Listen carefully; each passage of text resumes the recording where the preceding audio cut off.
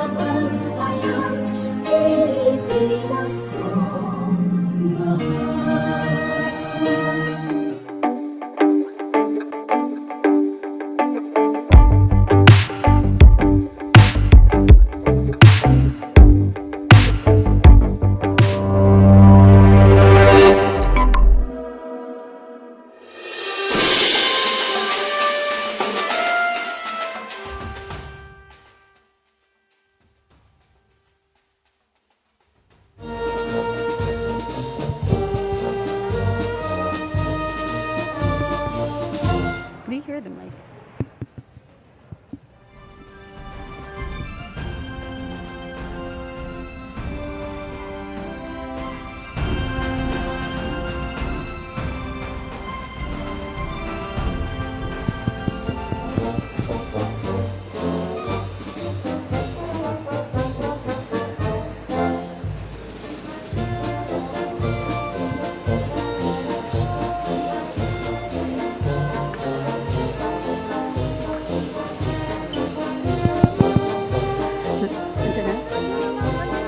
Ladies and gentlemen, the President of the Republic of the Philippines, His Excellency, President Ferdinand Romualdez Marcos Jr.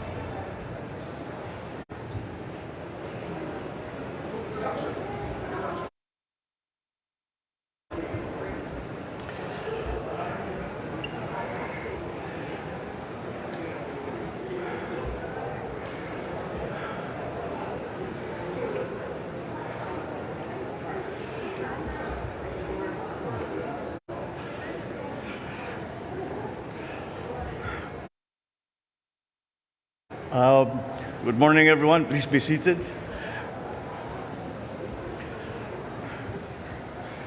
It is good to be home, to see everyone all bright-eyed and bushy-tailed on this early Sunday morning. Nagising kayo ng maaga. Sorry na lang, but ganun yung flight schedule namin.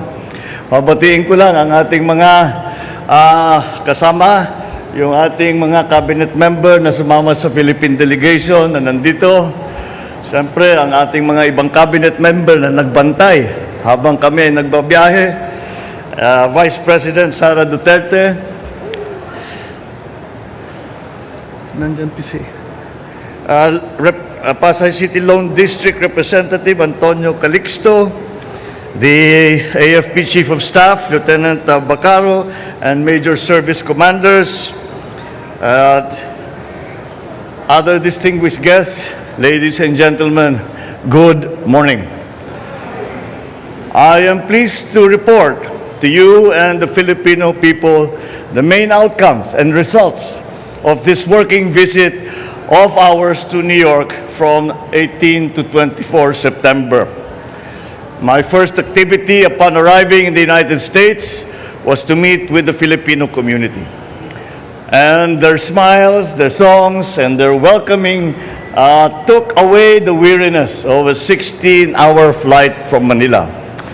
And in our meeting, I thanked our kababayans who came. Some came from Canada, some came all the way from Florida. I thank them for the work that they do and their contributions to the communities in the Philippines and in the United States. I also, once again, expressed my respect and my admiration for their commitment to the future and welfare of their families, including those who are still back home here in the Philippines. I also took the opportunity to share with them some of our priorities and plans under this administration and their important role in the work ahead. I also emphasize that by working together, we can build a better future for our country and our people. The main event of this visit to the United States, to New York specifically, was to deliver our national statement at the 77th session of the General Assembly on 20 September in the United Nations.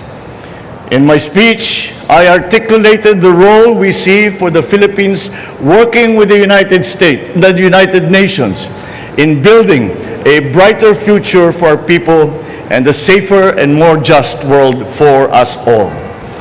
I addressed global issues that require a united global action, such as climate change, rising food prices, rapid technological change, the peaceful resolution of international disputes, the need to protect the vulnerable sectors of our society, such as migrants, and ending all forms of prejudice.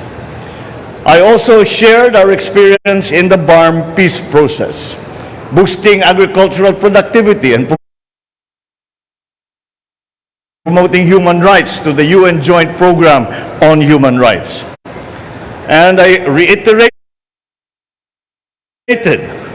the Philippines' belief in the primacy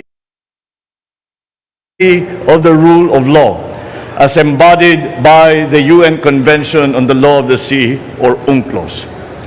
I also met with UN Secretary General Antonio Guterres, and we reaffirmed the necessary partnership between the Philippines and the United Nations. The Philippines is a founding member of the United Nations, and I intend to strengthen this tradition of Philippine engagement with the UN. I expressed interest in enhancing our role in UN peacekeeping operations, especially in the areas such as the Middle East, where we have a large concentration of OFWs. I also extended an invitation to the Secretary General to visit the Philippines in the near future. During the conference in the United Nations, I also held formal and informal bilateral meetings with leaders of our key partners, such as the US, such as Japan, and I shared with them the priorities of the Philippines to work with them in addressing food and energy security and climate change, amongst other many issues.